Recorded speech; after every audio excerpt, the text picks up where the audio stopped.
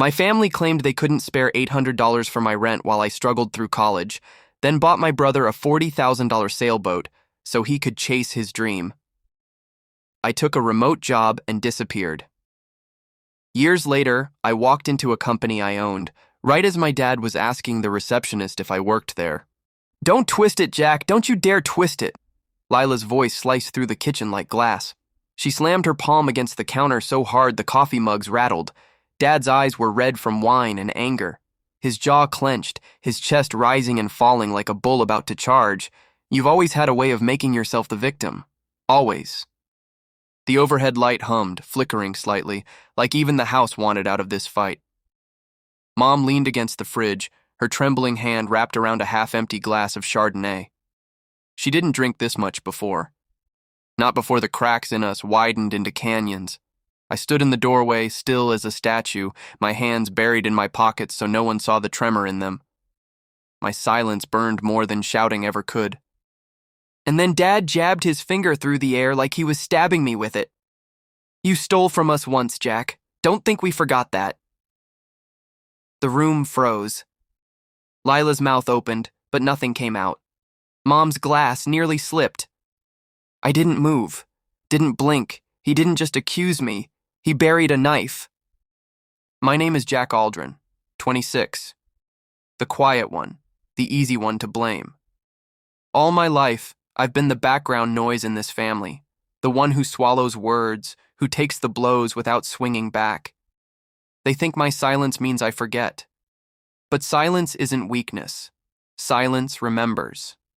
Every slammed door, every shrugged-off cry for help, every time they reached into their pockets for my brother but left me scraping by. I've carried truth so heavy they bent my back but not my will. And tonight, whether they want it or not, those truths are slipping loose.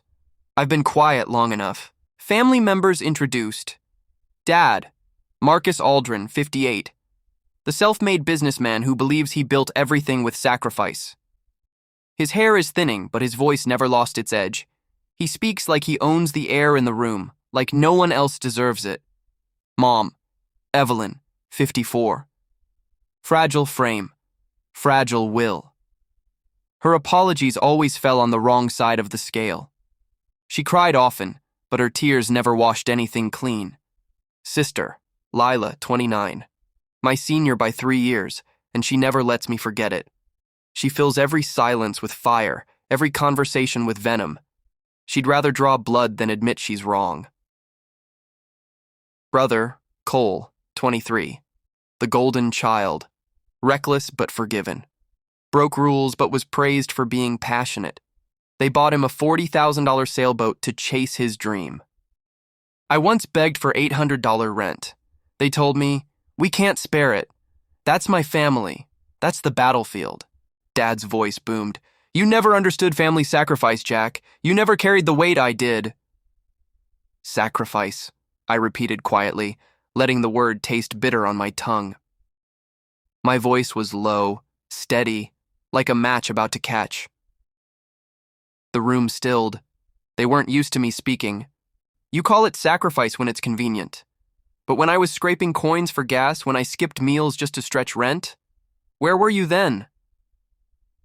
Cole shifted in his chair, eyes dropping. Guilt, just for a flash. Lila jumped in fast. Too fast. Don't turn this into a sob story. We all struggled. Not equally, I said, locking eyes with her. And then I noticed Mom's grip tighten around her glass when I mentioned money. Her knuckles white. Her eyes darted to Dad. That wasn't nerves. That was knowledge. Something about this family's books never balanced. You've always been jealous, Lila snapped, stepping closer like she wanted a physical fight. Cole earned what he got. He's talented. He had dreams. Dreams? I tilted my head, calm, too calm. Dreams don't excuse failing out of 2 colleges. Dreams don't excuse wrecking the car Dad bought him before he even had insurance. Dreams don't excuse overdrawing Mom's account 5 times in 1 month. Cole slammed his fist on the table.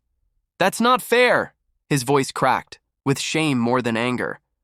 I took 1 slow step forward. Neither was watching Mom write checks behind Dad's back just to cover your messes. The glass finally slipped from her hand, shattering across the tile. Red wine bleeding into the grout like a wound spreading. The silence that followed wasn't peaceful. It was dangerous. And then I smiled. Just slightly. You think this is about money? No.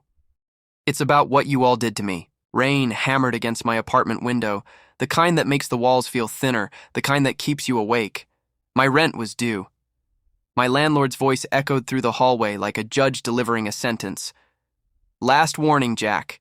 Friday, or you're out. I remember dialing Dad's number. My voice cracked as I asked for $800. Just $800. He sighed. The way people sigh when they're brushing off a stranger. We can't afford handouts right now. You need to stand on your own. I sat in silence for 10 full seconds after he hung up, staring at my ceiling, wondering if I was their son or just an obligation they'd already checked off. A week later, Cole posted a photo on Instagram. Him, shirtless, grinning on the deck of a brand new sailboat, beer in hand. Caption: Chasing dreams, baby. I laughed that night, not because it was funny, but because it broke something in me I didn't even know could break. I slept on a friend's couch for 3 months. I didn't complain. I didn't beg again. But Mom knew. She knew and said nothing. You want truth? My voice filled the kitchen like thunder rolling across the floor.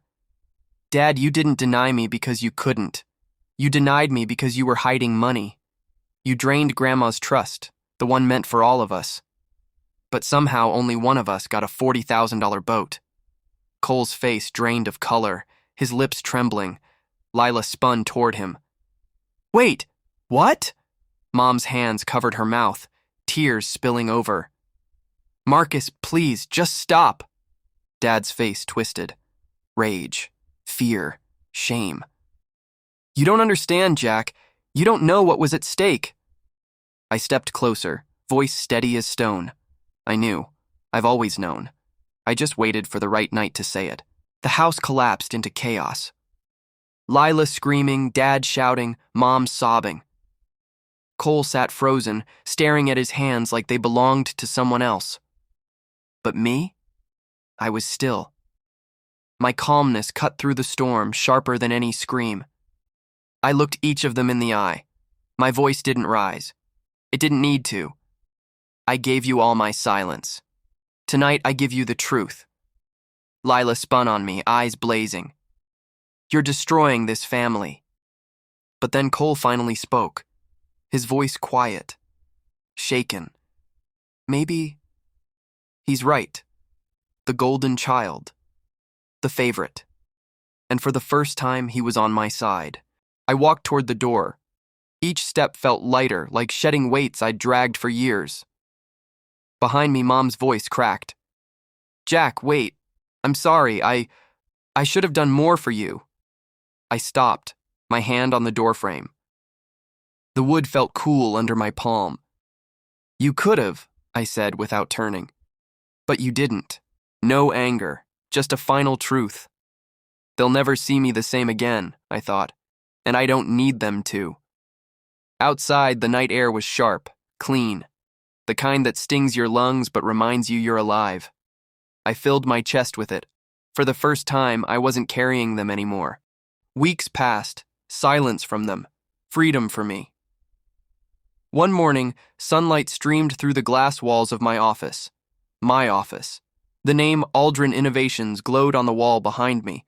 My employees laughed and typed and built futures around me. And then fate smiled. My receptionist buzzed me. A man's here asking if you work here. Name's Marcus Aldrin. Dad. I stepped out. He froze when he saw me in a suit that fit better than any of his ever did. Dad, I said evenly. I don't work here.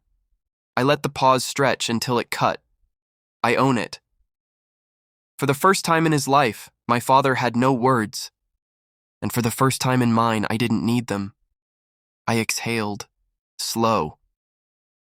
For the first time, I don't carry their weight anymore. If you were in my place, would you forgive or would you walk away forever? Tell me in the comments. Your voice matters here. Share your story below, like if Jack's pain and strength spoke to you. Subscribe for more stories of betrayal, truth, and healing.